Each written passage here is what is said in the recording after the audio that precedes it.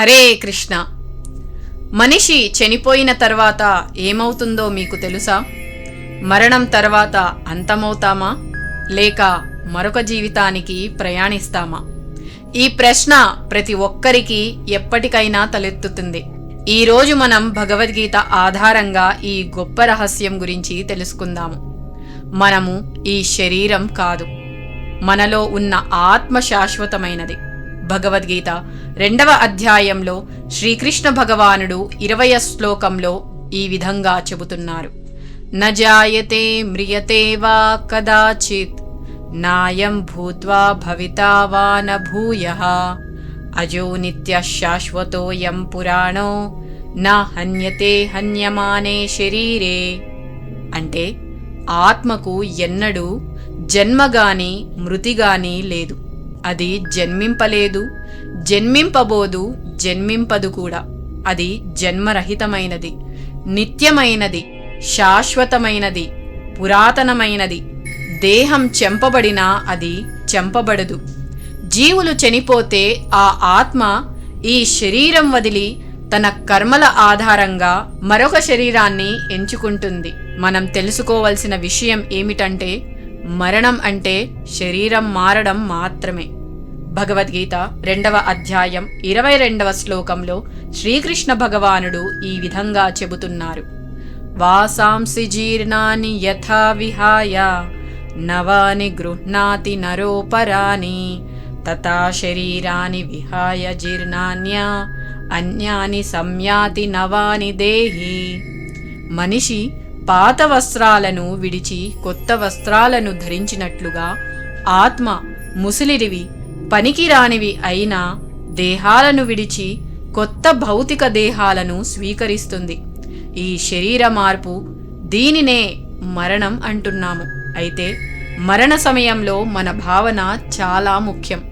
భగవద్గీత 8వ అధ్యాయం 6వ శ్లోకంలో శ్రీకృష్ణ భగవానుడు ఈ విధంగా పలుకుతున్నారు.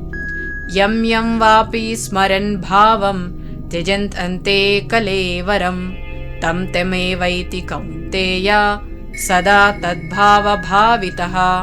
ఓ కౌంతేయ, మనిషి తన దేహమును విడిచినప్పుడు ఏ భావంను స్మరిస్తాడో అదే భావంను ఖచ్చితంగా పొందుతాడు అని శ్రీకృష్ణ భగవానుడు తెలుపుతున్నారు. కాబట్టి మనం భగవన్నామ స్మరణ చేస్తూ మరణించడం ఎంతో ముఖ్యము. అంటే నామస్మరణం మనకి ఇప్పటి నుంచే అలవాటు చేసుకోవాలి.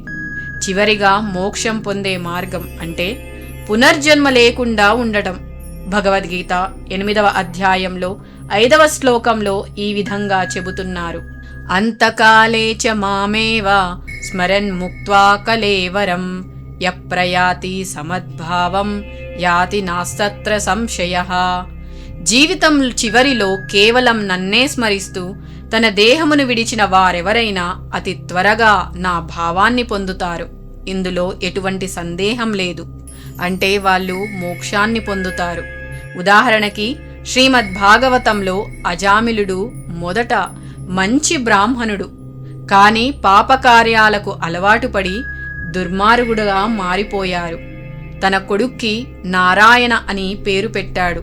చివరి శ్వాసలో ఆ కొడుకుని పిలిచాడు నారాయణ అని. వెంటనే యమదూతలు వచ్చారు. కానీ ఆయన నారాయణ నామాన్ని పలికినందున విష్ణుదూతలు వచ్చి అతన్ని రక్షించారు. చివరిలో కృష్ణుని నామస్మరణే మనను మోక్షానికి తీసుకెళ్తుంది. భగవద్గీతలో చెప్పినట్లు చివరి శ్వాసలో ఏమి స్మరించామో అదే మన తర్వాతి గమ్యం అవుతుంది.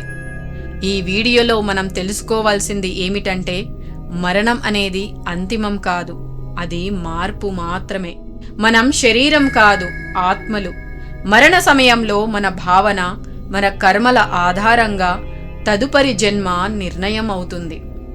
నామస్మరణతో, భగవద్గీత పఠనంతో, భక్తితో మనం పునర్జన్మల బంధనాల నుండి బయటపడవచ్చు. మోక్షం అంటే భగవంతుని శాశ్వత ధామానికి చేరడం.